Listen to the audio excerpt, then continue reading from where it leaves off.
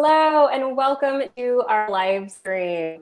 Thank you so much for joining us today. I'm going to really quickly do a quick intro. So thank you so much for joining us on a special edition of our GradTalk MBA show.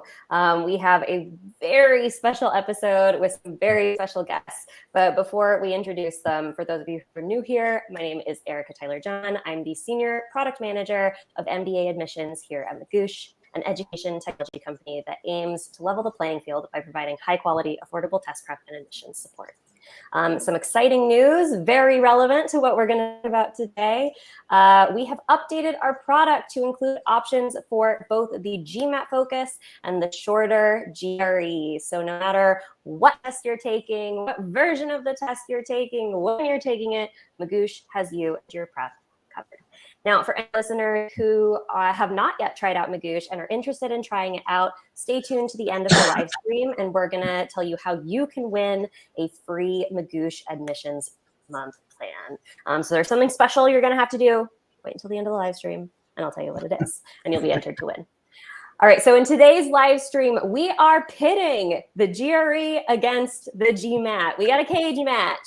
Now, we've done this before, but we have not done it with special guests, with representatives from the GRE and the GMAT themselves. So we have two very special guests from the makers of the GRE and the GMAT. Now, we have Jay here, who is representing ETS and the GRE. How are you, Jay? Doing well. Glad to be here. We're so happy to have you. And then we also have Eric Chambers, who is here representing GMAC and the GMAT. Hey, Eric. Yeah. Hey, how are you? I almost thought you were going to say in the left corner, right? I was, but then the screen was not laid out that way. Right. So unfortunately, I did not get to do my fight announcement the way I'd planned. And people should know that Jay and I know each other, right? We've worked together in the past, you know, when he was at a school and I was at a school and in our roles. So anyway, it's obviously great to be able to be a part of this. So thanks, Erica. Yeah, absolutely. I was honestly going into this live stream, I was ready to be like very contentious, but unfortunately for me, you guys are friends, so I'm gonna be in here trying to punch it up and like really get some spicy questions going. But it'll be civil in here today. Well, thank you both for joining us. Before we jump into the meat, can you start by introducing your name, your title, so what you do at ETS and GMAC, and a fun or interesting fact about yourself? We'll start with Jay. All right. Let's see. Well, I'm Jay Bryant. I am originally from Texas, which is where I live again after having worked for a couple different schools. I've been in the business school world now for about 20 years. As a student and as admissions director at two different schools. I've overseen financial aid and international student office, things like that as well. But I've started my career, I started my career as a high school teacher. So I was in the classroom for quite a while. Then after graduating with my MBA, I worked at Thunderbird School of Global Management, part of Arizona State University at this point. And then after about a decade there, I moved to University of California in San Diego, the Rady School of Management. In both cases, I was over recruiting and admissions, so I have a lot of experience in that. I've worked a lot with both the GMAT and the GRE over the years, though I work for ETS and primarily work with the GRE at this point. An interesting fact, I like to live an interesting life, so I got plenty of them, but I'm going to throw this one out. I have recruited for MBA programs and master's programs in business schools in over 60 countries. So no matter where you're coming in from today, if I haven't been in your exact country, I probably spent some time in your region. That's my passion is getting to know all sorts of cultures around the world. If I wasn't so, if I didn't have this blurred out, you'd see different things that are collected around the world behind me. But that's me. And now I work with ETS, primarily working with the GRE, but we have a number of different products that business schools use. I'm the Associate Director of Business School Relations. There's a couple of us on my team, but particularly I work with schools west of the Mississippi, more or less, to put it that way. From here in Texas up to Alaska and down to San Diego, where I used to live, and everything in between. If you work with one of those schools, those are are folks that I work with as well.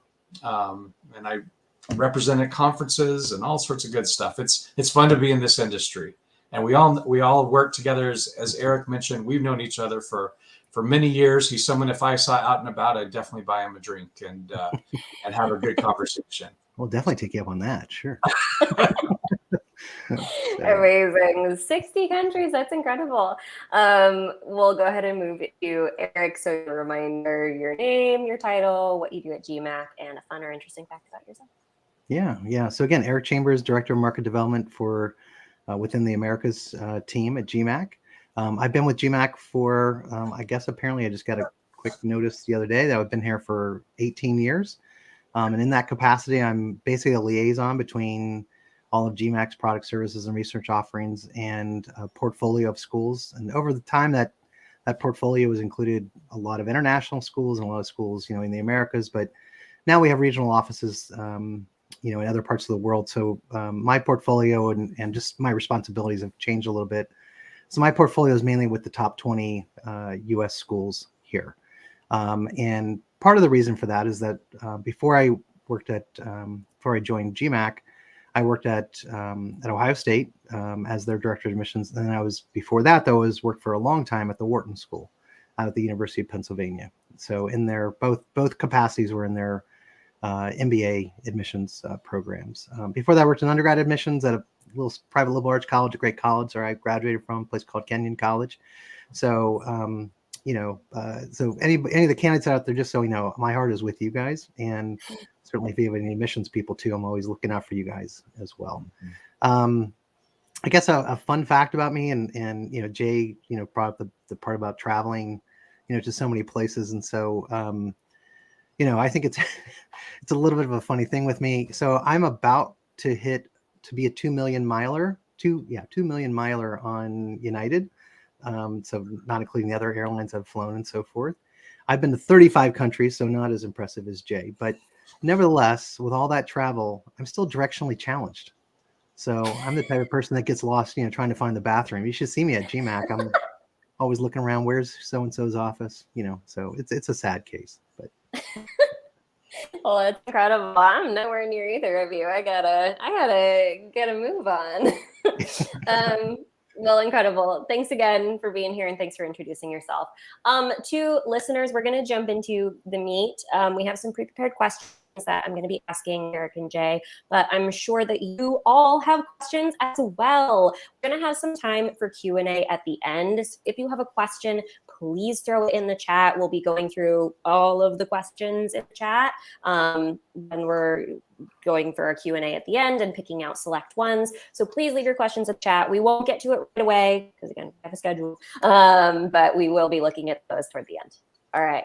Thank you so much. All right, we're going to start by talking about something that is very top of mind for our students and also for me personally, which is the new versions of the exams. So the GMAT Focus and the shorter GRE. Now, for folks who are maybe not aware of this or newer to the test space, we recently had some changes for both the GMAT and the GRE. And we're going to quickly just do a summary of what's going on in the world. So I'm hoping that each of you can give a quick summary of the key changes for your exams. And we'll start with Eric on this one because there are, I would say, maybe more changes for the GMAT than I would say for the GRE.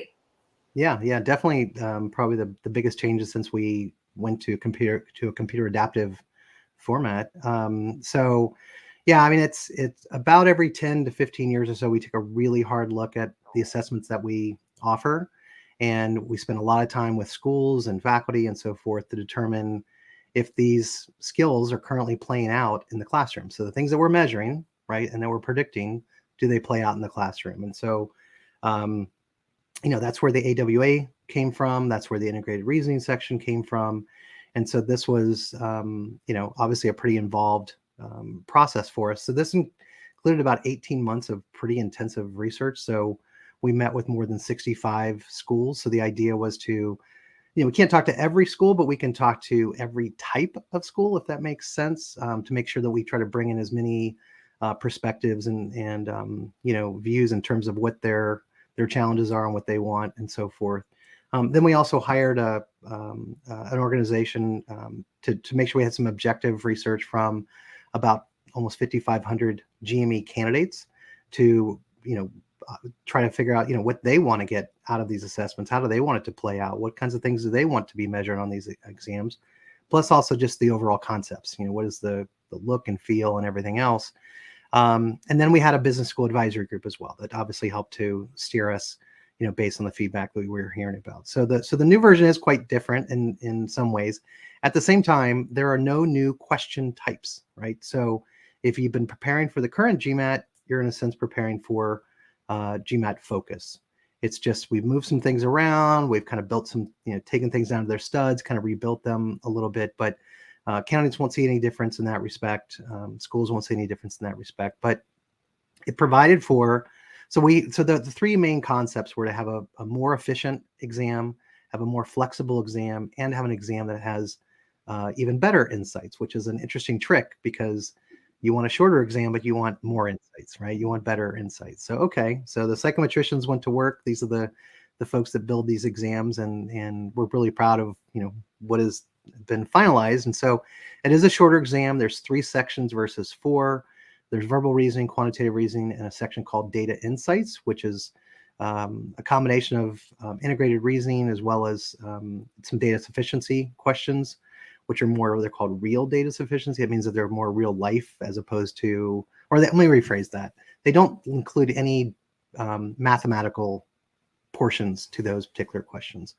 Anyway, and that section was really based on what schools and candidates said in terms of all the business analytics that they've been working on and how important those things are that play out in the in business school classroom and beyond. So this sort of, data literacy was, really important.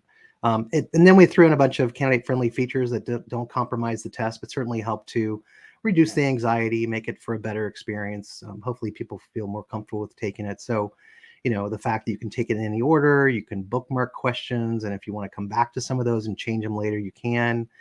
You can send your scores after you get your results and you have a little bit more time to think about it. So there were some of those features. And then the better insights, it's still the same, if not better, when it comes to the overall validity and predictability of the test and determining academic readiness and reliability, all those kind of fancy psychometric kind of terms. But also it allowed for the schools to be able to differentiate a little bit amongst the candidates. So we readjusted the score scale to be more of a normal bell curve because it had kind of shifted to skewed right.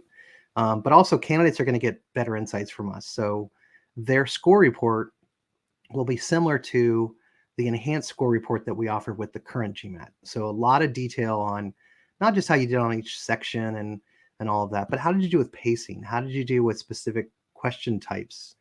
How did you do when you were under stress? Maybe at the end of the exam where you were running out of time. So how did you perform there? So anyway, we're real proud of it. We're excited about it. And yeah, pretty big change for us.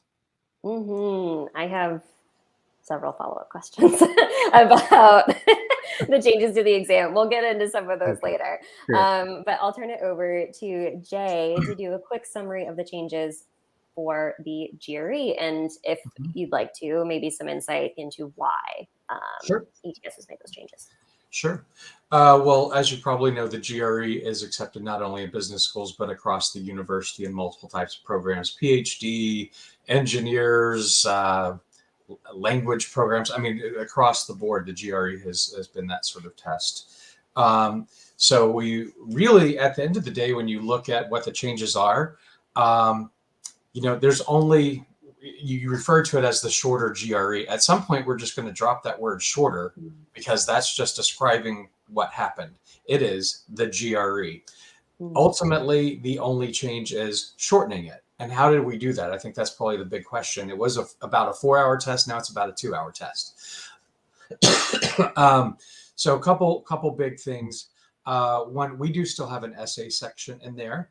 A lot of the admissions folks do like to see a work that they know was authentic by the writer, and in the admissions process right now, it's the only way, especially with things like Chat GPT out there and others.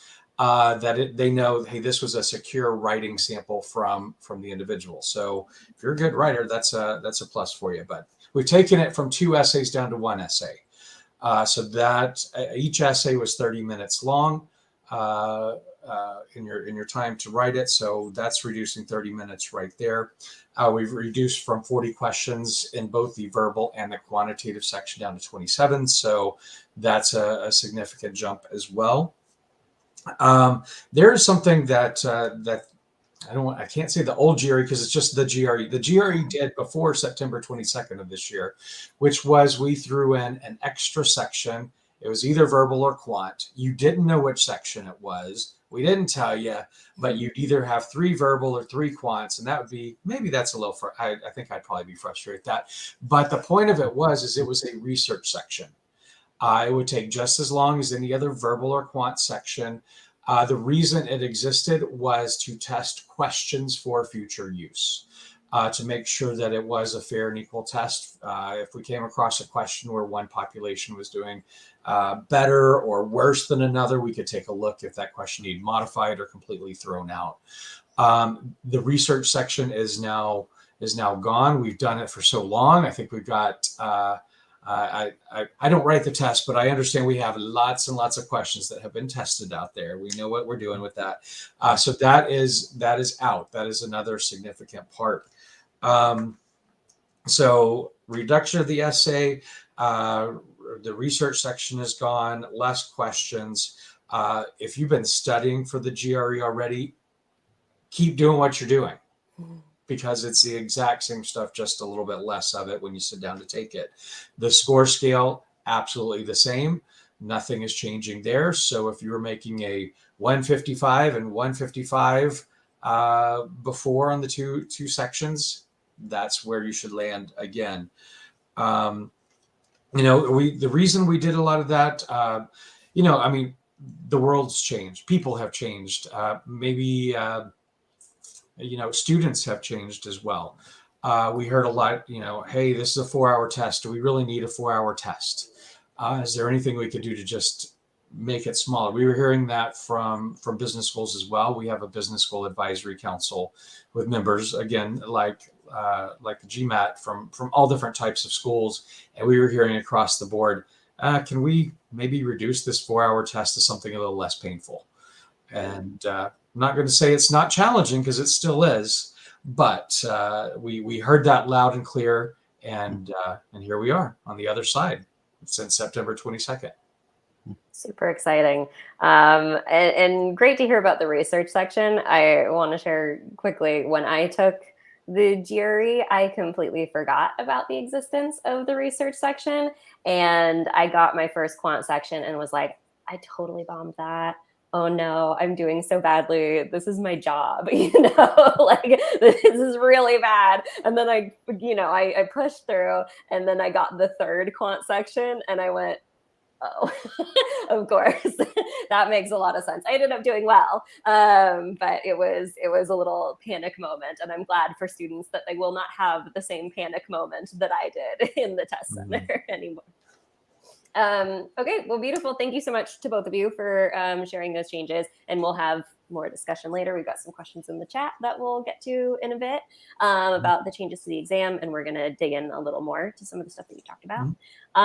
One thing that I want to talk about is a key difference between these 2 exams, which is their adaptivity. So both of the exams are adaptive, which means that the difficulty of the questions changes throughout depending on the student performance. But the way the exams handle adaptivity is a little bit different.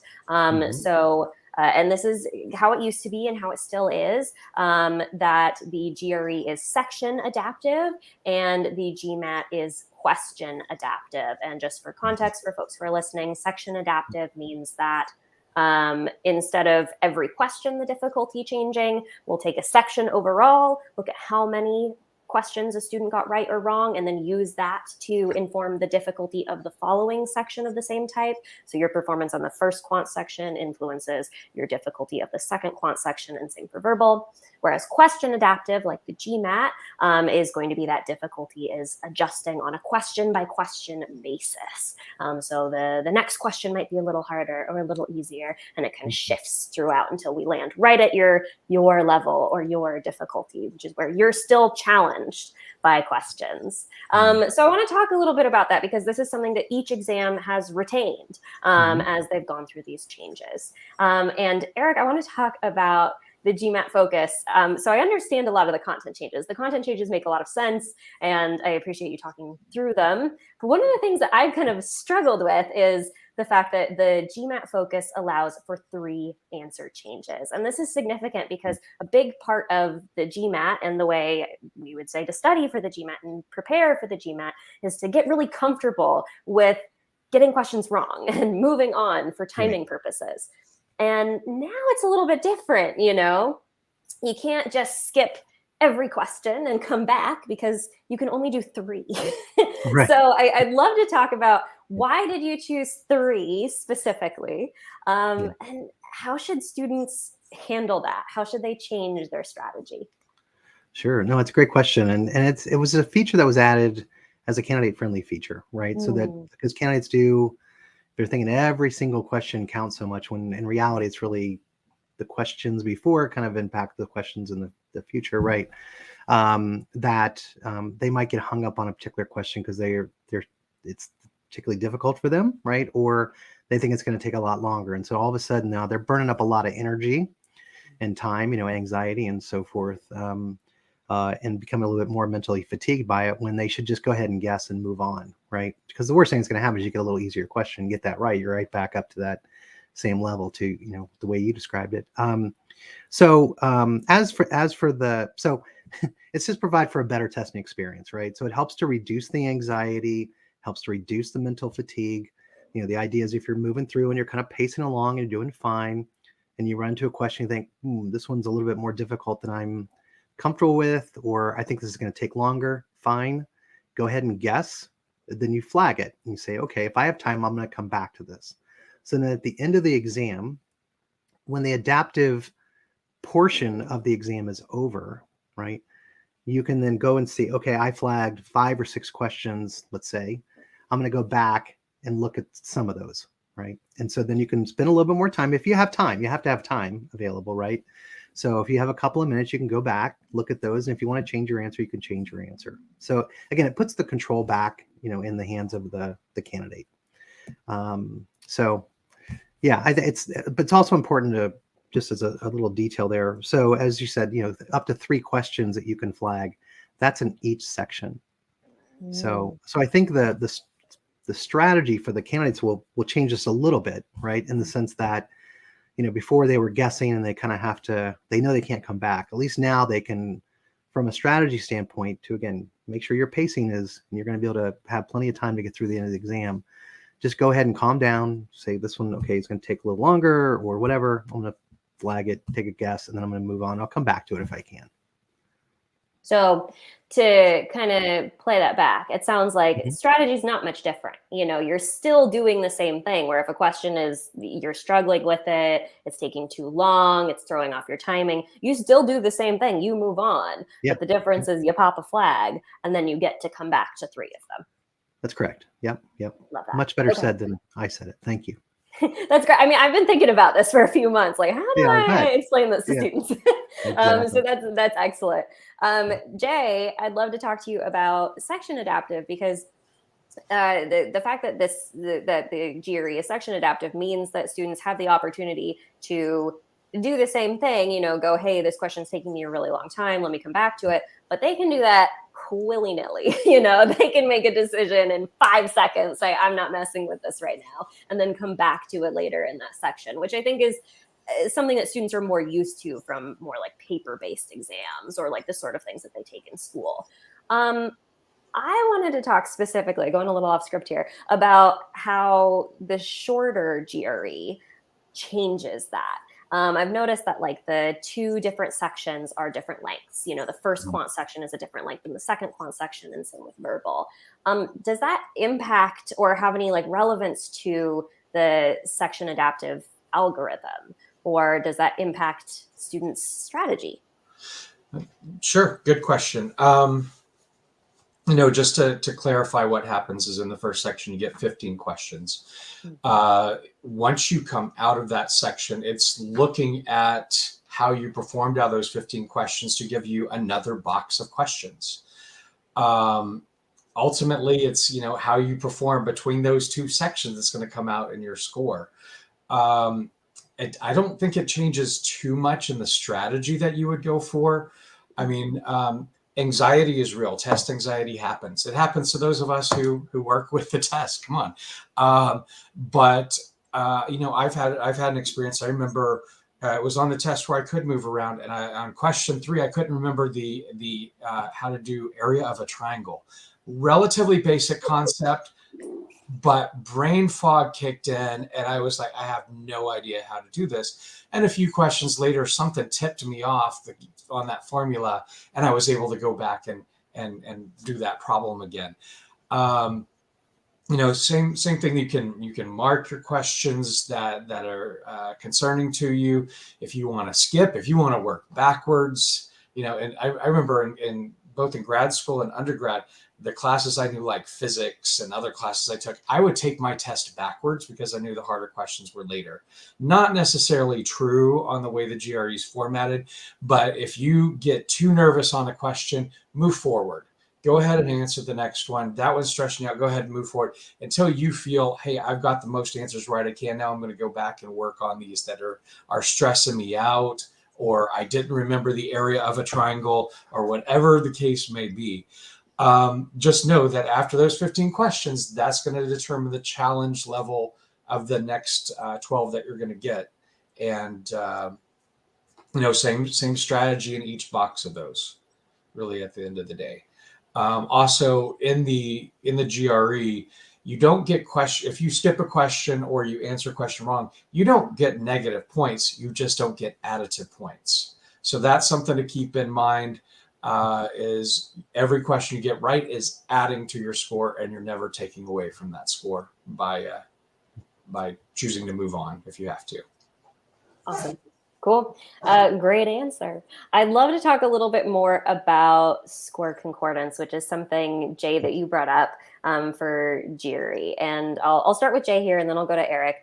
So Jay, the new GRE, or the shorter GRE, the version that we're currently presenting to students, has the exact same score scale as the GRE that was being previously presented. And you shared that, hey, if you're getting a 155 previously, you should be getting a 155 now. And this is something I've had students ask about, and something I've wondered about myself, with the fact that there are fewer questions, that to me indicates like each question maybe has a higher weight, or maybe if you're a student who struggles with timing, maybe that is amplified, across the exam. So I guess the question that I would have is that really true? Is really it accurate that if a student was scoring a 155 before, they should still be scoring a 155 despite the fact that the exam is now much more compressed? Sure. I will throw out there, shorter does not mean easier.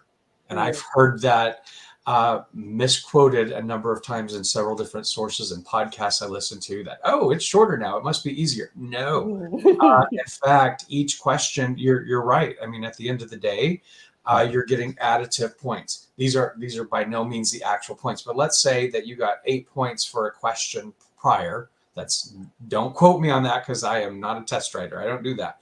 But let's say you got 8 points before. Now each question may be giving you 10 points because there's less questions to get to that 170 maximum that you can get.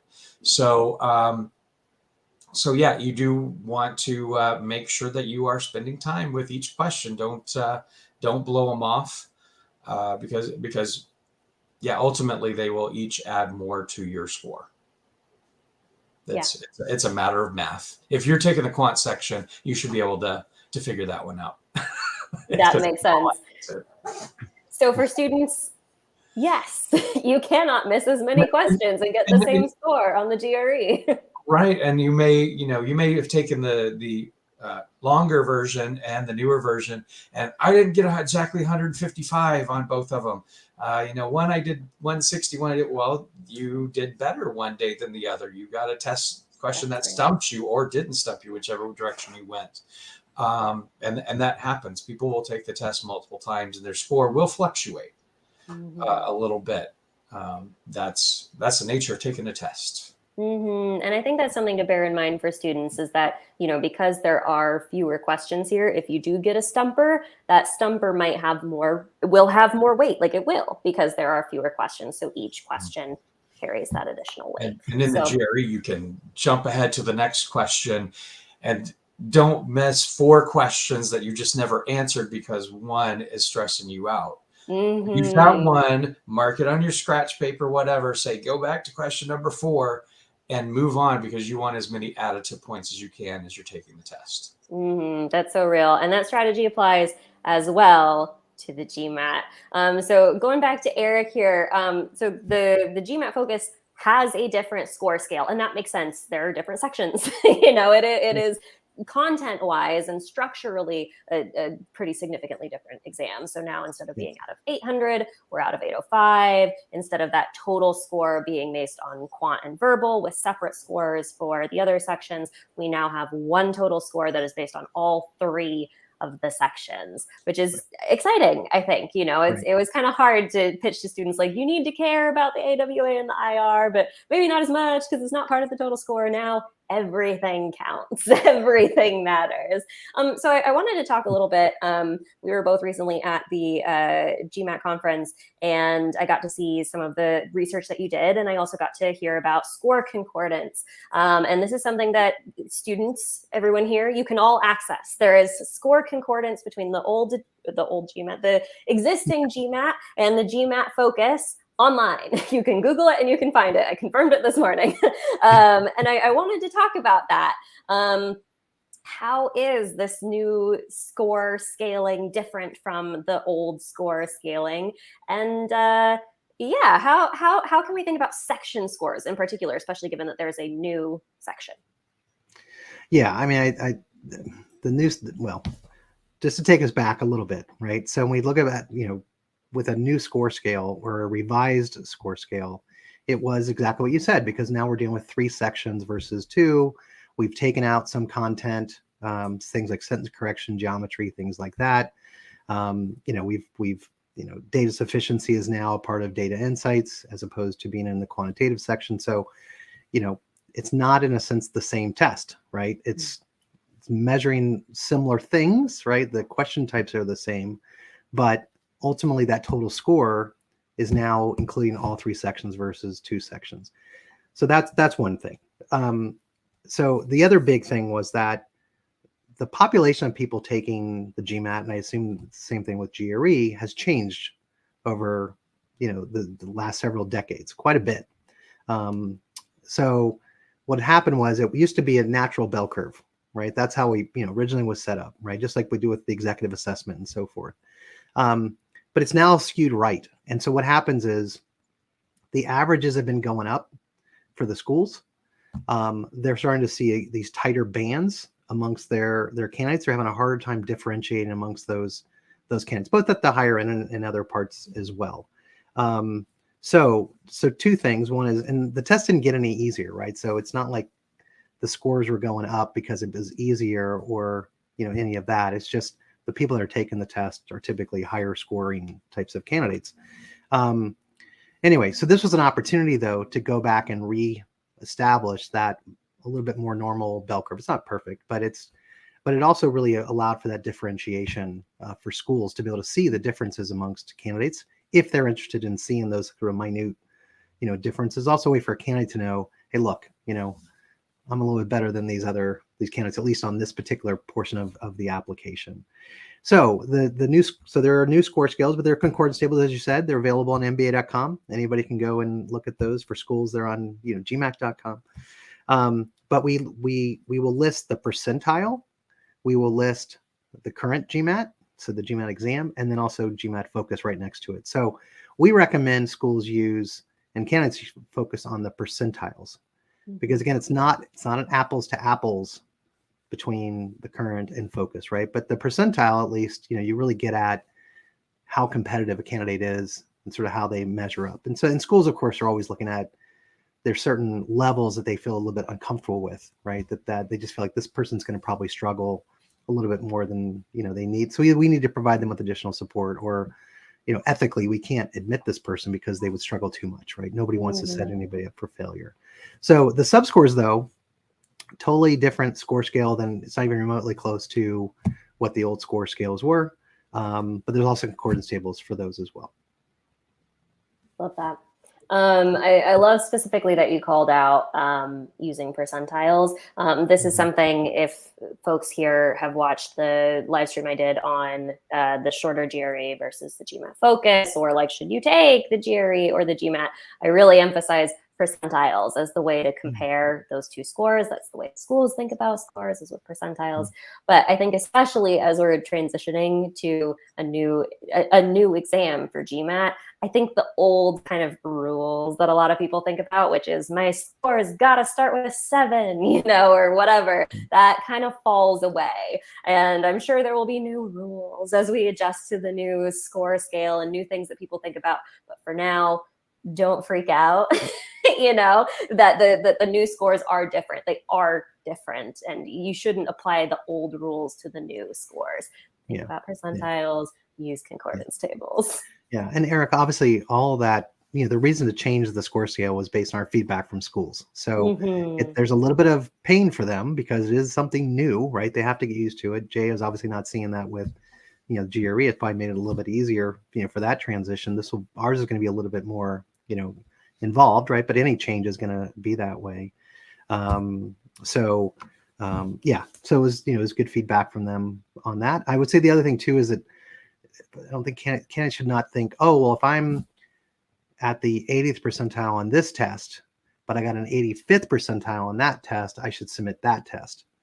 It's not always the case, right? The schools are just looking at these different things. They have their own internal, thresholds that they look at and sort of how they would rank them, because there are different types of candidates that would take these exams. Obviously, there's overlap too, right? But my point is there are some nuances there. Awesome. And we'll talk more about different types of candidates that'll take different tests. Jay, did you have something to add? Yeah, I wanted to add in there that keep in mind there's a very different population that takes the two tests. And when you're looking at the percentiles, when you're looking at a GRE percentile, for example, you're looking at people that are applying to engineering, science, astrophysicists take the GRE. And then there's liberal arts as well that's thrown in there. So it's not, if you make a 90 percentile on the GMAT, that's a 90 percentile on the GRE as well. In fact, what schools admissions offices do is they compare how have GRE test takers performed in our program in the past, and how have GMAT test takers performed in the past. So you can't just say, oh, it's exactly one to the other, because it's frankly not. Yeah, that's a really good point. And honestly, I think I'm going to shift my advice slightly to students based on that, to look, okay, you got to look program by program, you got to look at each of the classes to see how does GMAT compare to GRE, and then use that to inform. That was really useful for me personally. All right, hopefully everyone else got stuff out of that, because I did. We're going to go ahead and move on to talking a little bit about preparing for the exams. And we've been talking about this, so some of these might go a little bit faster. Let's talk about preparing for the new exams and maybe how that might differ from how you would have prepared previously. How do you make the switch if you're going, okay, I was prepping for the longer GRE, now I'm preparing for the shorter GRE, or I can't decide if I should take the current version of the GMAT or the GMAT Focus come November. Who knows? Let's talk about it. So Eric, we'll start with, how do you recommend students prepare for the GMAT Focus, given that it's a pretty different exam? Yeah, I mean, I'll just go back. If you're currently preparing for the current GMAT, you're in a sense preparing for Focus, right? Because we're taking some things out. So sentence correction is out, geometry is out, the analytical writing assessment is out. So now you can take the test in a different order. You can take it in any order that you want. right? It's going to be it's not as long, so the pacing will be different. You do have this, review and edit function, so you have to factor that in. So you want to be prudent about how many questions that you're going to flag for that. So you need to get kind of used to that. But the best way to prep is to download our free prep, right? There's lots and lots of questions, right? There's 2 full-length computer adaptive tests that are scored. That you have not only the total score, but also the sub scores as well. We always say you have to have a plan with your prep. So we do have a 6-week planner. So you can download that, at least get you started. And I'm sure that, for those that need some additional help, but obviously there's additional prep and additional practice exams if people want to purchase that stuff, or they might decide, hey, I really want a class. I want a course. I need a little bit more hands-on. That's when they would obviously reach out to you guys, right? So everybody's got their own style of what they need. I always say, Kenneth, you got to be honest with yourself about your learning style, and you got to have a plan, and you got to try to stick to it. And so don't come up with a plan that doesn't make sense for you, right? So don't think, oh, I'm going to get up every morning and study before work. It's like, but you're not a morning person, so it's just not going to work for you. So, but yeah, I mean, it's similar, but yeah, there's these additional factors that you just need to factor in, then it'll adjust how you prep. Perfect. Yeah, the thing that I've been sharing with students is, obviously there is increasingly more prep for GMAT Focus. Magoosh has released GMAT Focus prep. There's more that's come out from GMAC more recently. But what I've been telling students is that you don't have to not use previous GMAT prep. Don't do the sentence correction. That's a waste of your time. Right. Don't really over focus on geometry. Don't worry about the essays, but the content, those questions are about the same. Maybe there's a little more of like a real world focus for some of the question types like data sufficiency, but otherwise the question types are the same. Where you really need to adapt is in those practice tests themselves, in making sure that you have the strategy for the way that it's structured. Would you say that's accurate, Eric? Yeah, and I think to your point, the practice exams are really popular, right? So again, that's why we give 2 for free, right? Which is usually enough for most folks, right? They typically halfway, they start getting used to the question types. They kind of feel like, okay, I feel pretty good. Let me go ahead and take one, see how I do. And that'll impact then where I study next. And then they continue on. And then, now it's a dress rehearsal. So take another one, maybe a couple weeks out, maybe 3 weeks out. And, that way, when you actually sit down to take the exam, you're going to be comfortable with everything you're seeing on the screen. Everything's going to look and feel the same way. You kind of get into your zone and you kind of go about it. So, yeah. Awesome. Love that. Yeah. Jay, we'll shift to you. So for those who aren't aware, the GRE has made the change. the GRE is now shorter. You cannot take the longer version anymore. It does not exist. So how would you recommend to students who have not yet taken the test, how should they be prepping? And does it differ at all from how they would previously prep? Is there anything they should look out for? Well, the first thing I'll say is do prep. As a former admissions director, at least once or twice a year, I'd have someone not get admitted and then, want to have a meeting with me, and I'd talk to them and they'd say, yeah, well, I don't think that the score represents this because I didn't have time to study. You are basically telling me I don't like to do any homework. I'm not going to work hard enough to be successful in this program. So absolutely prep whatever way is best for you, whichever test. That's absolute truth. In my opinion, always start with a practice test. Why? I go back to my background. I mentioned earlier, I started my career teaching high school. I taught AP level Spanish language and literature. So I worked with AP tests, very much working that whole year to get to that test. And you'd walk in and you could sit down, take that test, and you are going to rock several sections, and several sections you are not going to even understand what the question's asking the first time you read it. And why are you wasting time figure out what the question type, how it works on the actual test? So, both of our tests have question types that you probably have not done before. Or if you have, very limited, you've not had much exposure to, you want to make sure that you understand how those questions work before anything. Now, as far as what to do, I'm going to throw out not just what type of learner are you, but also your budget. I mean, that's a reality. when back in the day, telling the full truth here, I took the GMAT because that was the only option back in the day when I went for my MBA. And I sat down, I took the whole thing, and I realized, hey, you know what? I know that stuff, and not so much over here. Mm-hmm. I got me a book, and I was, as I said, a teacher. I didn't have a huge budget, so I had to do it on my own.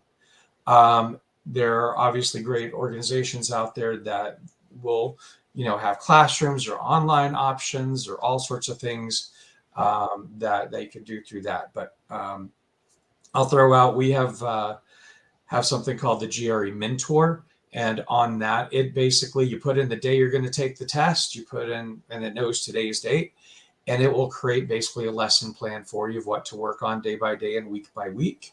It shows you where you're doing well and where you need the work. Do not waste your time on the stuff you're doing well on just to make yourself feel better. Work on the stuff where you're not so strong. That is ultimately, whether it's you're paying an organization to help you do that, you're using a book, you're using an online program, whatever, focus on where you need to improve. Mm-hmm. Yeah. Yeah, sorry. I was just, all of a sudden I was thinking, what happens when you plug in, I'm going to take it next week? And it just comes back and it says, cram, drop everything. Don't do that.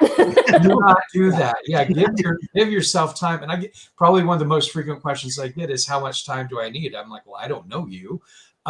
You might need a day just to look at the question types. If you're that good at doing this, on average, I usually say, give yourself 6 weeks. Sign up for whatever test you're going to take. Sign up for a day. Do it now. And then you know what time you have. If you need to, you can always reschedule. But the people who are like, oh, I'm going to take it sometime in the spring. Okay. Yeah. You need a goal. This is part of business school. We like goals. We like you to create a path to get to those. Project management 101 right there. How are you going to get to reaching that goal? Mm-hmm. That's real. Yeah. Setting a test date is a really good first step for everybody. But yeah, I really like that both of you called out, think about the type of learner you are, but also think about your budget, think about your timeline. You can get a lot out of not a lot of study if you focus on, hey, make sure I'm familiar with the question types, with the format, and then with extra time, focus on your weaknesses. I think that's something that really applies to both exams. Don't waste your time on the stuff you already know. And then, speaking to budget, there are a lot of free resources. I'm so glad that you both plugged your free resources because that's so huge. If you have no budget for this or just enough budget for the test, please use those. But also, shouting out Magoosh intentionally is very much trying to provide low cost resources to students. So our plans are about as low cost as we can make them. So if you need additional support, you've run out of materials or, you need something a little more structured, please come to Magoosh. We'd love to have you. And we have prep for these new versions. All right, plug over. Moving on to another question about rollout. And we've kind of touched on this a little bit, but I want to talk about the differences in how you've rolled out these two exams. So for the GMAT, there's overlap. The GMAT Focus isn't out yet. There's prep out, but it's going to start being offered in early November. And the current version of the GMAT is going to continue to be offered through, I believe, late January. Is that correct, Eric? January 31st. Yep. The very end of January. There you go. And then at that point, it will be no more. So there's an option for students right now, to determine which one they want to take. Whereas for the GRE, it was hard stop. There is no more of the old version. And now here it is. It's the new version. So there was no overlap. There was maybe a little bit of time where if you could shift your test date, you could choose which version you want to take. But now there's no choice. You have to take the shorter version.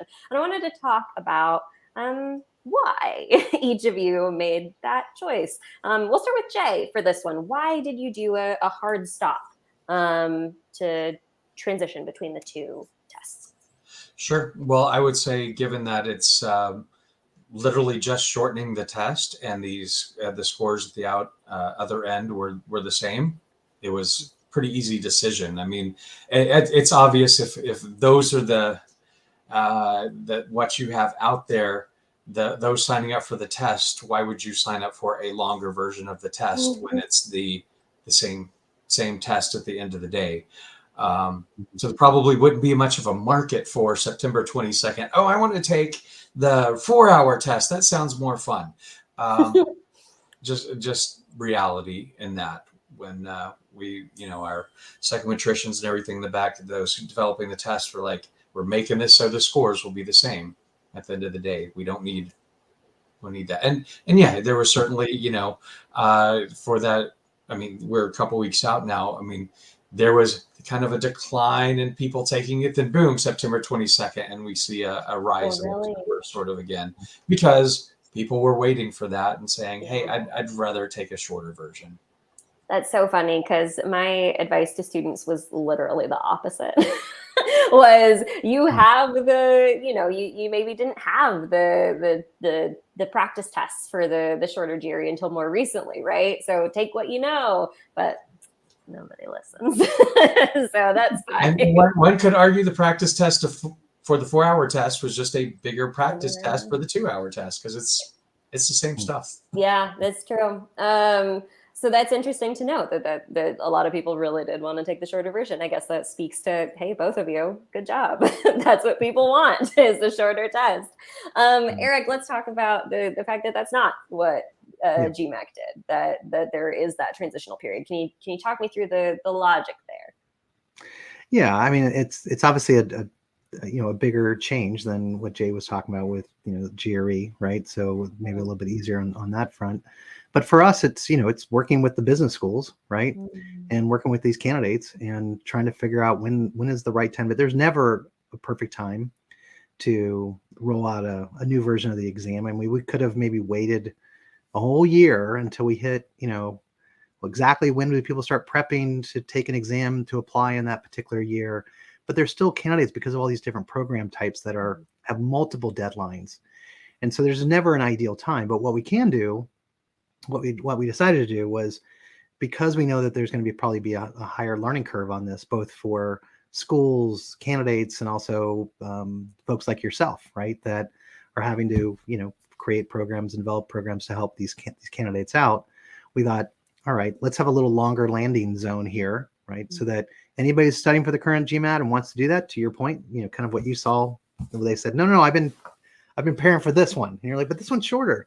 I've been preparing for this one. It's like, okay, it's like preparing for a marathon. And then, instead of, now you're going to do a 5K. It's like, no, I want to do the marathon, right? Or something like that. I mean, it's probably not a great analogy. It's longer than a 5K. But anyway, so what we did want to do is make sure that people, if they want to take the current GMAT, they could get through at least the main rounds where most candidates are applying to, right? So to kind of get through round 2, just as a general term, right? So that's, most of the schools have deadlines right after the holidays.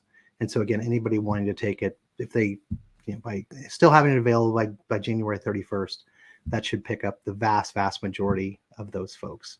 But yeah, to your point, you can take the current GMAT now, obviously up until January 31st. You can take the Focus version starting on November 7th. So yeah. Nice. And I think it's kind of interesting. I wanted to ask both of you, have you had any pushback from schools themselves? Candidates obviously have opinions, seeing some of them in the chat. But wanted to talk about schools, because I know, Eric, for GMAT, that there are some schools who are not taking the Focus edition for the current application cycle. I'm curious how schools have felt about the overlap, or about the two different versions. Yeah, there's really only 2, right? But they are fairly significant programs, right? So Harvard and Wharton are waiting until, so Harvard only has 2 rounds. I mean, they're unique, right? So they have 2 rounds. GMAT Focus was not available for round 1, right? And so to reduce any confusion, they said, okay, well, since the current GMAT is going to be available through our first 2 rounds, we'll just take that, right? And then we'll start to accept Focus for the 2+2 program, which is in April, right? And then kind of going forward in that way. Wharton is in a similar situation. They still have a 3rd round, but again, the vast majority of their applications are coming in round 1 and round 2. It's also anyway, that was the main reason. I know that talking with the IMBA team there too, they only have 2 rounds. So their 2nd round again finishes after the new year. So the same sort of thing that Harvard was saying. So again, excited about it. You know, it's good for the, you know, it's good for candidates. That's good for us, right? All those kinds of things. But yeah, those two schools are waiting. So yeah, and that makes sense because they have the yeah, option. Because they can choose either one. yep, exactly. Yeah, we didn't force Jay, it upon them. So in that regard, so and again, exactly. it would have been very different if we had. I mean, again, that wasn't a comment about what ETS did, right? Again, they're not changing things too much. They're just cutting off the number of questions, right? We're building something different. It has different score scale. There's more involved. So if we had just cut it off mid-cycle, that would not have been well received, and they told us so. Right, that makes sense. Jay, I'm curious for on the GRE side of things. I know it's a less significant change, same score scale, da da da. Did you get any pushback from schools? You know, None that I've directly encountered myself or heard from my my colleagues. Yeah, I think we got a bit of thank you from school for not, because there's a lot of work that the schools do have to do on the background. You know, they different test types and whatnot. They have to build different fields in their databases and things like that. So it was more okay, great.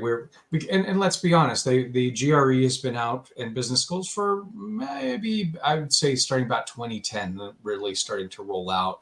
And so they're getting their, you know, GMAT's been around forever. So it's like, okay, we're glad we got down the GRE now. We're glad we don't have to learn a whole new version of that.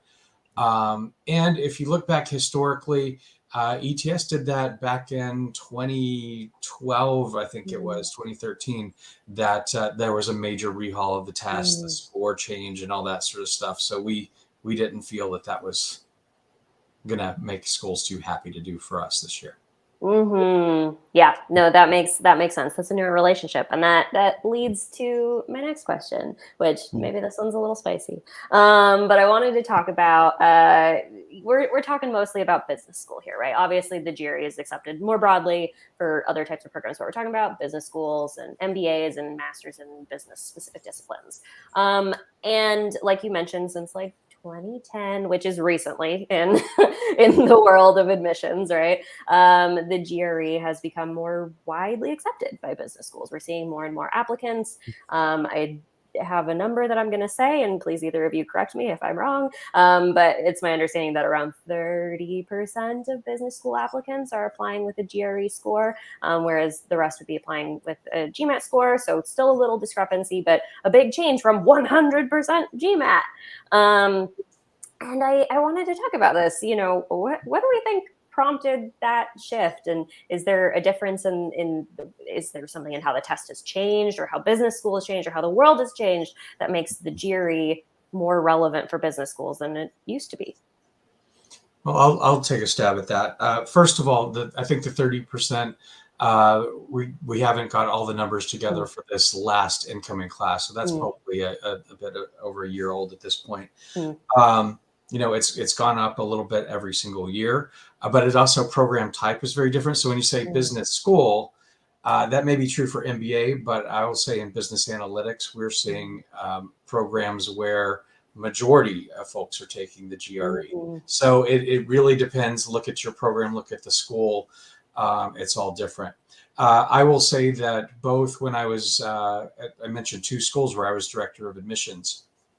And in both of those schools, I was the one leading the charge to accept the GRE. The market was doing it as a whole, and it was, one, our competitive schools were doing it. But two, I think the really big reason why schools started doing it in the first place was to cast a wider net. You know, being an undergraduate liberal arts major, the GMAT was a little intimidating for me. I had heard, oh, it's for business people, it's business, and not that there are questions you have to know. You don't really have to have a business undergrad, but the GRE is just, I think, maybe in the mentality of an undergrad from liberal arts or a different area, they may be taking the GRE because they don't know what they're going to do in the future, and business schools like them. At the end of the day, when you apply for business school, we loved our non-business majors. We loved engineers. We loved language majors. We loved, you know, people that brought in a new way of thought, not just those who had gone through an undergraduate business program. And that was basically the market throwing out and saying, hey, for all of you that came through a different route, we value what you did as well, and we'd like you here also. So that was kind of the thinking that we went through when it was pushed through both of my schools. That makes sense. Eric, do you have a rebuttal or a response or a take from your side of things? Yeah, well, I mean, people are from all backgrounds, all, you name it, they're taking a GMAT. They were also taking a GRE. These are obviously candidates that are very focused on business school and trying to prepare for business school. So they want to take the test that, is in cooperation with business schools. So, I mean, the school started to accept GRE back when, ETS used to be our partner. And, we wanted to see customer service go up. We wanted to see test security to go up. We wanted to, see more test centers open, things like that. It just didn't happen. We ultimately had to open it up for bids. We did. ETS was one of those. Again, they were a great partner of ours for 50 years, but we decided to go in a different direction, right? And so when you do that, though, you then, you open it up, and of course the ETS had all of our, they know all the schools, right? So, and again, they did a nice job of positioning it as this is a way to expand your pool. I don't know if it's really happened, because the numbers of people applying to business school haven't really gone up dramatically. It's just the people are choosing maybe one test over another because it's a better fit for them, and that's fine. I mean, ultimately, you want to take a test that, it's just a good idea to prep. To Jay's point, he was absolutely 100% right on that. You want to prep not only to do well on the test, but also to get yourself ready for school, right? And again, there's lots of advantages to taking an assessment, to again prepare you for school, show you're committed, right? It can help with scholarships, things of that nature as well. Yeah, it's starting to stabilize. I mean, I think, it's sort of interesting. I mean, it's, again, candidates are choosing to take the test that they feel most comfortable with, that they think will helps them with what their end goal is. And obviously those that are looking at, maybe they're not sure what they want to do, right? GRE is probably is a great option for them, right? If they know they want to go to business school and they want to make sure the schools know that they're interested in business school, then they're probably more likely to go that route. But again, there are options. Every school is going to, kind of view it a little bit differently. I think they all now say they're agnostic because they probably got tired of answering the question of what do you prefer? But to your point about still, 7 to 8 people, depending on if you're looking at the program type and you're looking at tier of school, are enrolling with the GMAT right now. So now, I thought it was interesting. Jay's point about data analytics was really interesting because, you would think that those would be, and I think our data, I mean, maybe we're looking at different data, but, because of the kind of quant part of data analytics, they're more likely to look at a GMAT as a better option for them to make their case that they're, hey, I'm ready. I'm right. I'm comfortable with this stuff, right? I see this a lot, right? Okay, prove it, right? So interesting stuff, especially with the new data insights section. I'm interested to see how that section plays in with admissions. Sure. Is this more predictive, or what sort of impact does this have, especially for more analytics based programs? Well, we are at time, but I'm going to push us a little over because we got a lot of interesting stuff. I'm going to kind of skip us ahead a little bit to do a lightning round of fact or fiction and allow you guys to do a quick promo of any new stuff that's coming out. And then we'll move to Q&A because we got some good ones in the chat. Really quickly, I wanted to ask, and this is partially for our students, are either GMAC or ETS planning to release anything new? So hopefully not new test changes at this point, please don't. But in terms of prep, that would be interesting. Right, or any other offers, is there anything new that students should be looking out for from GMAT or GRE? I'll go first. Yeah, I wouldn't call it GRE and I wouldn't call it GMAT necessarily, but or maybe you are. But there's always new questions from the market out there of what admissions people are looking at, and it's not always just verbal, quant, and writing. It is also things like soft skills and other things, which that's no secret. Schools are looking both how to teach that and also how to evaluate that. So that's one thing that you may see in the future. We've been playing with some of that. the market has just changed completely. Both of us have been in this a long time, and schools are requesting new things of us, which aren't always the GRE and not always the GMAT. So yes, hold tight. We'll see where this goes in a couple of years. Okay. All right. So maybe something beyond the scope of this live stream. Eric, anything on GMAC's end, either GMAT specific or not? Well, I mean, there's not new prep coming out. All that's been rolled out. So as your point was, as it became available, it became available. You know, so I mean, Jay's right that there are different solutions that help to solve different problems. So there's, you know, we have business fundamentals now, right? So this is a set of modules that are self-paced, and there are quizzes in there, and there's an exam at the end, and so forth. And it's for finance, statistics, and accounting, right? Which, you know, folks like myself that went to a liberal arts college, right, and, you know, would be going into a business school, they might say, you know, hey, I got admitted, this is great, I want to get an early start, so let me go ahead and take a few of these courses so that I at least have the terms down, I have the basic foundation of it, so I'm not spinning my wheels as much when I start the program, because sometimes there's a perception that the only people that go to business school undergrads. No, I mean, it is an incredibly wide range of folks, but again, it's, you know, it's an opportunity to kind of get started early. So yeah. Sounds great. So to recap for students, seems like no new prep coming from either ETS or GMAC for the GRE or the GMAT specifically. So don't overuse the stuff you have, pace yourself, and if you need more, go to other sources like Magoosh. All right, we're gonna go ahead and move on to our quick, like our lightning round of fact or fiction. And I know some of these are a little complex question-wise, but we're gonna try to cruise through them really fast so we can get to Q&A. So fact or fiction, I'm gonna say something that I've heard students say, and you're gonna tell me, is this true or is this false? Is it fact or fiction? And some of these are gonna be relevant to both of you. Some of them are gonna be individual. So we'll start. The first batch of students to take the new exam versions are more likely to get a lower score than if they took the older exams. We'll start with Jay. Is that true for GRE? I would say that's false. It's the same questions. They may score a little higher, a little less, but nah, not anything that says they'll score differently.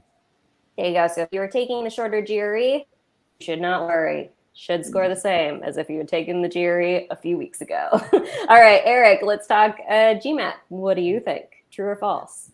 Well, it's fiction. I mean, first of all, they're not exactly the same test, so therefore there's different scores you're dealing with. But yeah, I mean, actually, all the new features should actually help candidates, right? To reduce the anxiety, you know, reduce mental fatigue, you know, all of that. So, you know, there's some, again, nice candidate-friendly features, and they should actually be excited about it because it's going to help make sure that they perform their best. Yeah. Wow. So fiction, maybe you'll score even higher on the GMAT Focus. All right. This one we've talked about a little bit. Getting a question incorrect hurts your score more with these short exams since each question is weighted more heavily. Fact or fiction, Jay? Well, as I mentioned earlier, it's an additive thing. So if you miss a question, you're not adding to your score. So I guess if you twist that around, it's going to be a little bit less. But I always say it's additive. So maybe fact, maybe not. But think of it as additive. Every one you get right. So. Cool. We can frame it as it's a fact that each question is weighted more heavily. So slightly different. Okay, great. Eric, what about on the GMAT? Fact or fiction? Each question is weighted more heavily. Yeah, I'm gonna go fiction on this one because it is the computer adaptive format, right? So, you know, there's plenty of questions to be able to get a stable estimate of where you are. So, you know, it's not the percentage of questions that you get right or the percentage you get wrong, right? It's really about which questions you're getting right on a consistent basis. Very nice. So fiction, a little more complicated on the GMAT. Okay, fact or fiction? The old test strategies won't apply to the new exam versions. Jay, kick it to you. You say to me? Yeah. That would be fiction, because it's all the same type questions. If you've been studying for 4 hours, well, hey, it's just less. Love that. Beautiful. So same strategies. Eric, what about you? Will the same strategies apply? I'm going to say fact and fiction, right? Because the fact is that you're still getting used to, it's a computer adaptive test. So you got your own strategies there. You got to have your pacing down, all of that. But you can take the test in the order you want. So that's a strategy, right? Where are you going to start? Where are you going to end? That sort of thing. You can decide when you want to take your break in between those sections. So you have to decide that.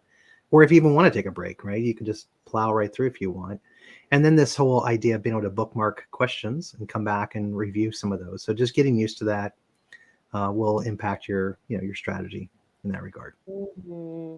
So we've got a lot of the same strategies. Some strategies you can probably drop, because some questions are gone, That's true. Good point. Yeah. And then we got some new ones. So half true, half false on the GMAT. All right. Another fact or fiction: the shorter GRE is easier than the GMAT Focus because you don't have to prep for a new section. And I'm going to throw this one to Eric. What do you think? Fact or fiction? I don't know. Jay's going to guess what I'm going to say here. He's going to say it's going to be fiction, right? Yep, it is fiction. There's no new question types, right? They're just reordered, right? They're put into some different sections. But actually, there's also no AWA, so that is taken off. There's no sentence correction. There's no geometry. So in some ways, it actually makes it a little bit, it does make it easier. Ooh, Jay, do you have commentary, rebuttal? Well, it's that same thing. And I would say it's false. It is not easier. It is shorter. And I said that earlier. So I've said that probably 10,000 times in the past few months. It is not easier. It is shorter. That's so real. Yeah, that's the headline for this whole live stream. Not easier, just shorter. Okay, beautiful. Another one that I'm going to throw to Eric. Fact or fiction: GMAT data insights is easier than the old integrated reasoning section. Yeah, I think that would depend on how you feel about those data sufficiency questions, right? Because that's what's being added into there. There's also more questions, right? So I guess you could say, it's more involved, right, than integrated reasoning. So yeah.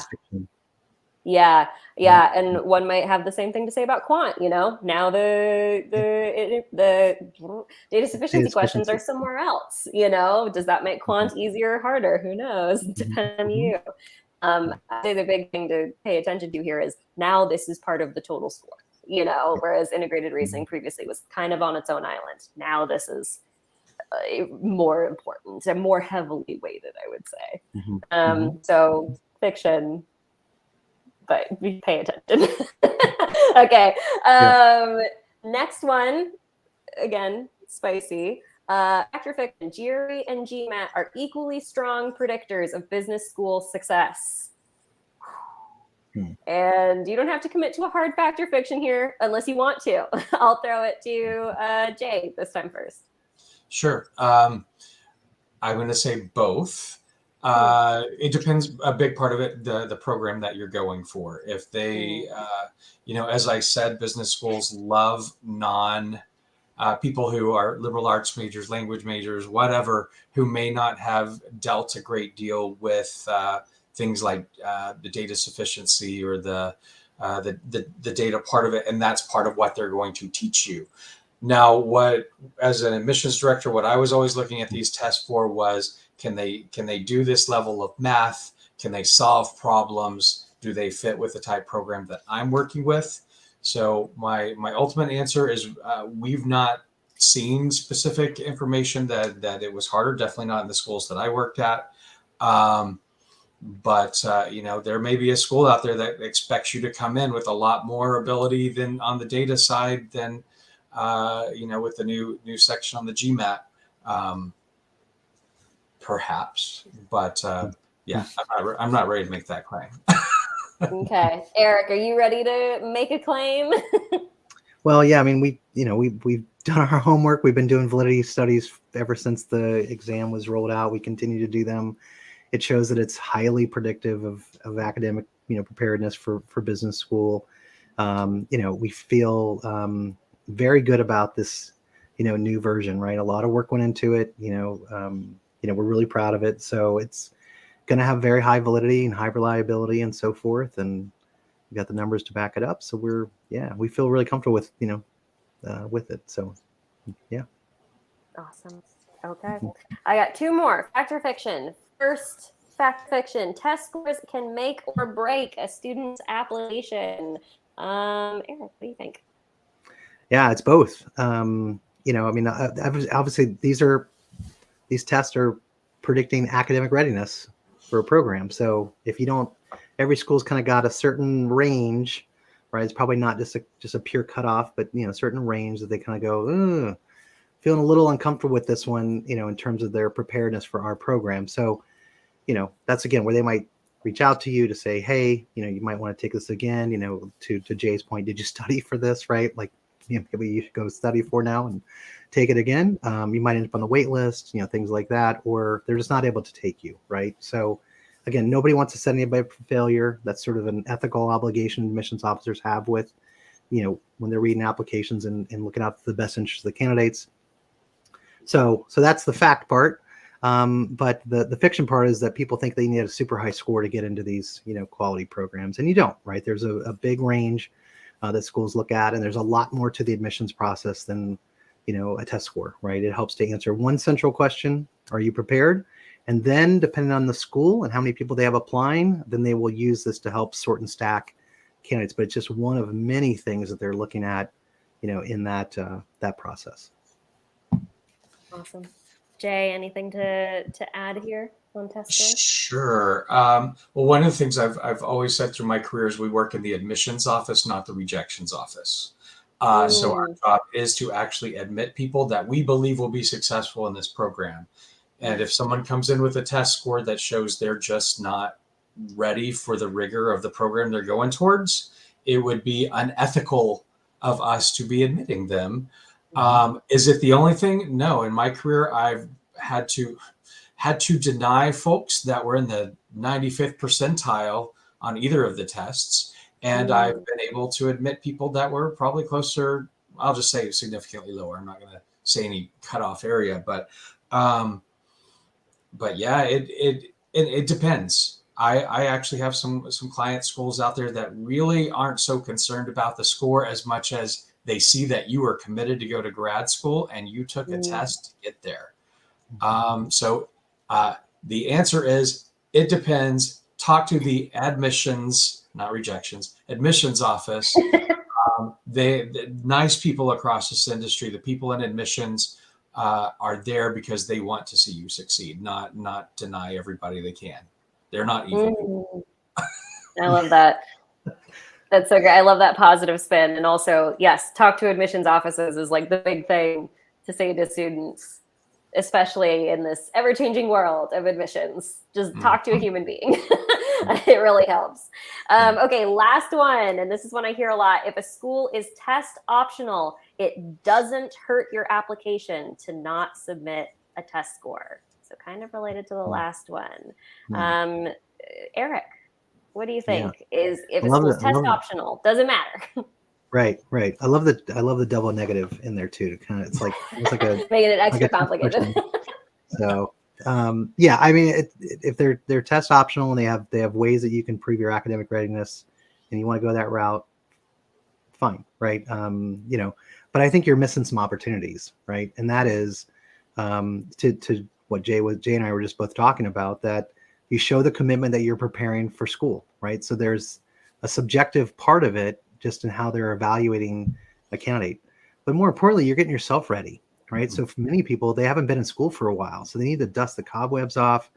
This stuff plays out in school, right? So you're getting used to the kinds of things that you're going to see. Maybe you're not taking finance or accounting or marketing and things like that, but the underlying pieces, the critical thinking, the problem solving, data literacy, things like that play out. The other things that you always hear schools talk about, and this varies from a little bit probably from school to school, but when it comes to scholarship decisions, right? I mean, I've had some schools. I mean, I think Jay will probably, I hope would back this up. You know, when you ask that question in an information session, they say, yeah, you know, we have waivers, but when it comes to scholarship decisions, we're factoring in a test, you know, right? So you're better off if you need scholarships, you know, you want to be better positioned for that. You know, we're not requiring it, but you'd be better off with having a score. The other thing is for certain industries like financial services, consulting, right? So if you're traditionally, again, a traditional 2-year MBA program where there's a break, so there's an internship opportunity there between the first year and second year, companies ask for test scores, right? And so they want to see, you know, for our case, they want to see the GMAT, and that helps them make some really tough decisions on who to interview because they simply have too many people of high quality that are really terrific applying, but they just cannot interview everybody. I mean, I think McKinsey said they had 1 million people apply for jobs last year, right? So imagine being on that corporate recruiting team and trying to make some choices. So it doesn't guarantee a job, right? It doesn't help with a full-time job. This is really talking about just getting an interview for the internship. So the schools do ask about it. I mean, the companies do ask for that. So it's just something to, and we've even had where school, I'm sure Jay has had this, you know, schools call up people, right? After they maybe came in with a different test, right? They may have come in with a waiver, but then based on what they say they want to do, they call them back and go, hey, I know we're not going to change our admissions decision, but if you want to go into that industry, you may want to go and take take at least in our case. So.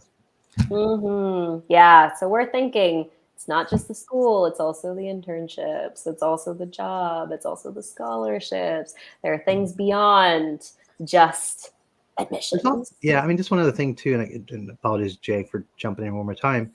I think it gives people confidence, right? So, you know, 2 things. One is they know that they've done what it takes to get themselves ready for school, and so when they get there and things do get a little challenging, they can say, "Well, hold on a second, just calm down. You know, you were just in this situation 6 months ago when you were." Studying, right? You were, in a sense, that these tests can be your first business school course, and the exam would be your first business school exam, right? Just like, you know, getting yourself back into the study mode, I think can really give you that additional confidence. Interesting. Jay, anything you want to add here about test optional and taking tests? I'm going to answer. It depends yet again. You know, what program you're looking at compared to what score you may have made. Obviously, if you've performed really, really poorly, that might be something you don't want to send to a absolute top tier school. I heard a number of times last week, I was able to travel around. I went to several MBA events, fairs, and a number of schools were saying for scholarship purposes, they must. You know, if the school says don't send it to me, I'll tell you from an admissions side.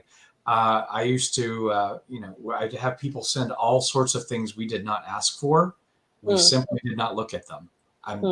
Maybe other schools do, but we did not. I was like, don't send me something that I didn't ask for. But if it is optional and it puts you in a good light, why would you not?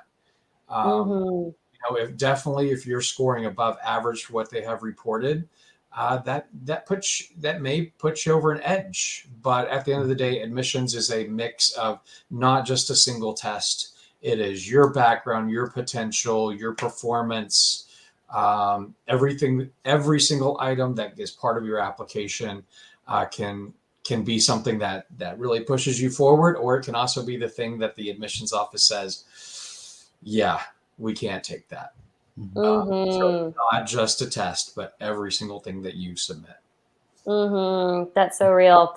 So in addition to thinking about things beyond admissions, you got to think about test optional is not test blind. If they're saying it's optional, they will look, right? And if it's something that hurts you, they'll send it. But if it's something that helps you, I think you're putting yourself at a disadvantage by not submitting it, because another student who might be comparable to you might have a test score, whether that's GRE or GMAT. It's an advantage that they have to show off something about themselves that maybe you don't have. So yeah, just want to caution folks.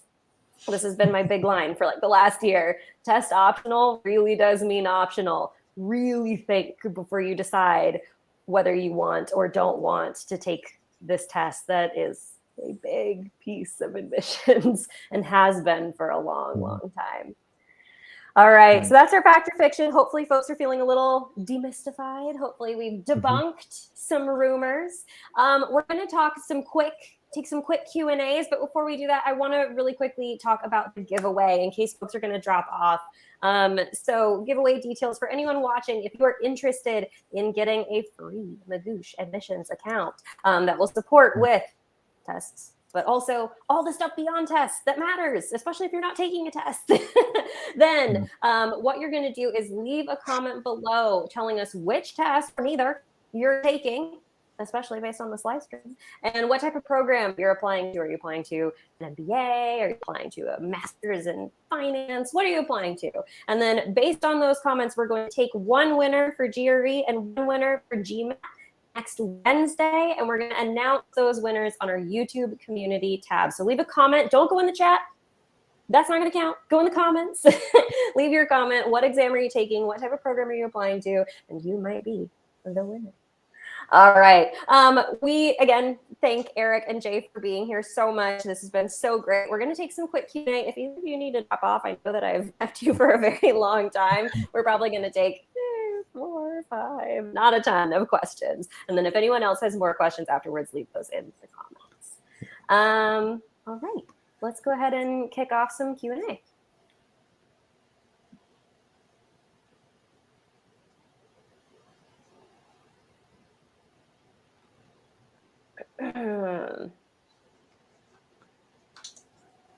See, Eric, I thought what you were trying to do was to figure out you're going to keep us on as long as our tests are, right? So that I'm getting close. we're connected with these candidates, right? So, I'm getting thanks close for all here, those. right? Thanks for everybody for sticking around. It's definitely the middle of the day for many people. It's an evening for other folks. It's a morning for others. So, but if you can do this, you can do the test. Quite a bit, yeah. All right. Well, we'll start with a comment that I saw a little bit earlier. Let's see if it'll show for me. Okay, perfect. So this is something that Eric, I think you said as we went, but just want to explicitly say this. There are no new questions on the GMAT Focus, but there are some questions and content types that are gone. Can you list which content types students should not focus on? Yeah. So sentence correction, right? Geometry questions, pure data sufficiency, right? Versus real data sufficiency. So the ones that use mathematical, the mathematical terms and skills there, right? That's probably really hard for people to pick out though. But anyway, and then the last thing is again the analytical writing assessment. Awesome. So if you're using older materials and you're studying for the GMAT Focus, don't waste your time on that stuff because it will not be relevant. However, if you're taking the current version of the GMAT, please do study for that stuff because it will be on the test. Okay, perfect. But again, I would I'm sure you would say this too, Erica, is that, even if you're using older materials, fine. It's perfectly fine. But also go and get the free stuff, right? So you can take the practice exams at least. Yeah. Exactly. Yeah. Take the practice exams. They're free. They're new. They're relevant. Okay. Next one is one test better to take over the other based on what type of career and program you're looking to get into. We kind of touched on this, but another opportunity. For example, would the GRE make more sense for marketing professions versus GMAC for PE? Jay, I'll let you take that one. Sure. Typically, you don't see much difference. Keep in mind that the GMAT and GRE are admissions tests. They're basically to see how you'll do in your first term there at the program. Now, there are exceptions in the case of the highly selective consulting firms. They are still learning about the GRE. That's one of the things that we are reaching out and working with them to make sure that they understand what that is as well. But with 20 years of experience in working directly in the schools, that is the only place that I've come across where anybody has ever asked for a test score past me. Usually, once it got through my office, at my schools, we put that in a filing cabinet or in our database or whatever, never to be seen by a faculty member, career management person, or anything else. But like I say, there are a few of those high-level consulting organizations. If that's exactly where you're going, some of them are still learning about the GRE. As you said, it's still new. It's been around 13-ish years in business schools. That is a very short time in the life of a university. That's so real. That's so real. Yeah, Jay, anything else to add? Anything other than like the very, very tippy top consulting firms? Yeah, I think it was for me, right? So yes, sorry. Yeah, I just say some of the I think Jay says is fair. I think it is. It's not all consulting firms. It's really certain consulting firms and some financial services firms, right? So, but to his point, these aren't to measure career success, right? These are, again, they're just helpful with. They're trying to make very difficult decisions on who to interview during maybe more of that internship stage, you know. It is interesting though. I'd be curious as to what it is today. I haven't asked a school yet, but I used to be in charge of the grad assistants at Wharton, and we had a lot of them, right? And so I would put together a binder every year, which would include all of their resumes or the CVs, so they knew who the other folks were and could reach out if they had a question. If they're reading somebody who's done this in private equity, but they didn't do that as a profession, they could call this other grad assistant and say, "Hey, tell me more about private equity. Like, is this advancement, a faster pace than normal?" Things like that, whatever it would be. Regardless of all that, what I thought was interesting was about half of them put their GMAT score, right? And this is back when the GMAT was the only test being taken at business schools. But about half of them had it out there. What was interesting was it was only people with 700 and plus would put it up there, right? So I hope that's changed, right? Because there is a big range. But I think obviously for some candidates, they're probably still doing that. They may want to start putting percentiles out there. That might be a smart move rather than put an actual total score. So. All right. So all of this to say, it's an admissions exam, and sometimes, in some cases, there maybe the GMAT is more relevant. So think about yourself. Think about your goals for your profession. Yeah. All right. Here we go. This is kind of a more fact-based one. How much time will it take to get your score result? And this is something that I know has changed for maybe both exams, at least one of the exams. Let's throw it to Eric. How long will it take for students to get their GMAT score results? We're telling them they'll get it within 3 to 5 days, right? I mean, the reality is they're probably going to get it faster than that because there's no analytical writing assessment that has to be scored, right? So, with the current GMAT, when you take an AWA, it's scored by a computer and it's scored by a human. And then if there's more than a point difference, then it goes to another human. So that's really the stuff that typically delays getting score reports. Yeah. And a thing worth noting for folks is that with the current version of the GMAT, students get an unofficial score report right after they come out of the test. And that's where they're choosing, am I going to send scores to schools? And that is no longer. You leave the test center sans score, but also without committing whether you're going to send it anywhere. So now you got a few days to sit with that. Is that accurate, Eric? Yeah, absolutely. So they are going to see what their scores are on the screen. They're going to see what their scores are.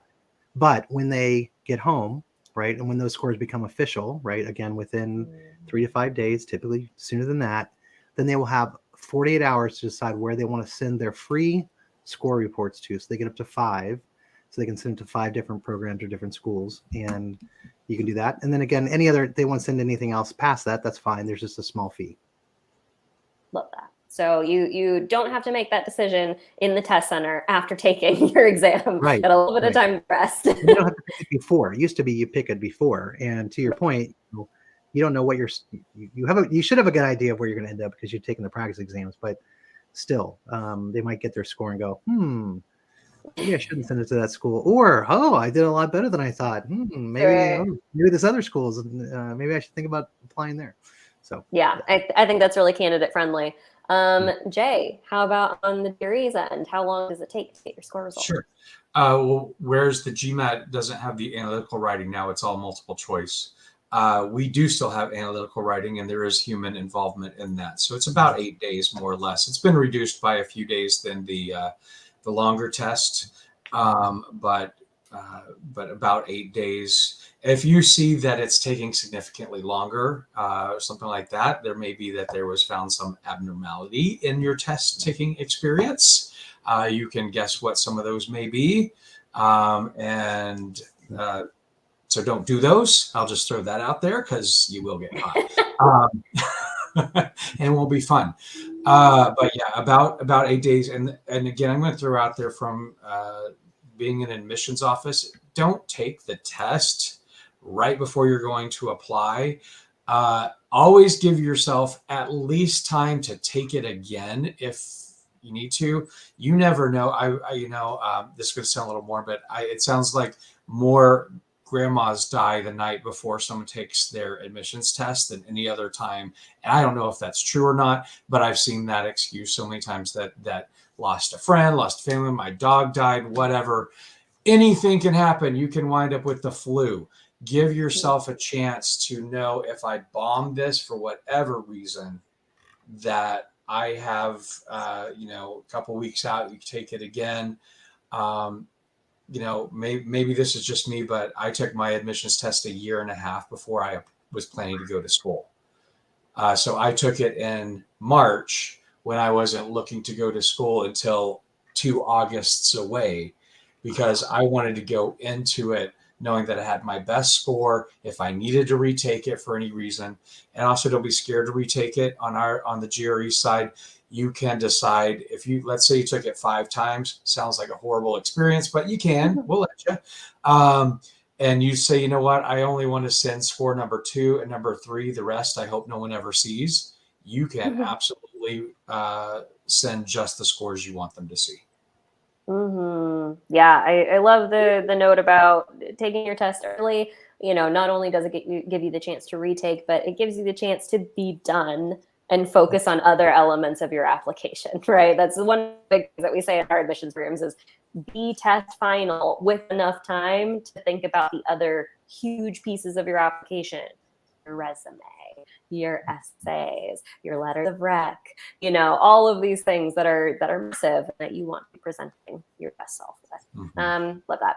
Okay. I think we've got one more, and this one's maybe for me, which is, pop that up on the screen. How is Magoosh adapting to the recent changes in the GRE and GMAT? If one is enrolled in the course based on the previous format, is there a way to access updates or the latest versions?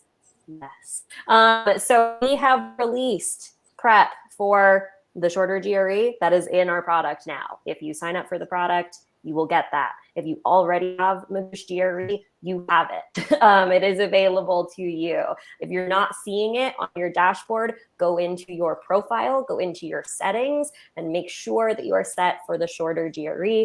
I believe we've set it for everybody at this point, but if you're seeing the wrong thing, check or write into our student services for assistance. But you should have that for the GRE. On the GMAT side, if you have an account or you are going to purchase an account, you have the option to choose. Do you want to prep for the current version or do you want to prep for the GMAT Focus? We have study schedules for each version so that you can keep track on a day-by-day basis to prepare for your test date, whether that's a month out, 3 months out, whatever.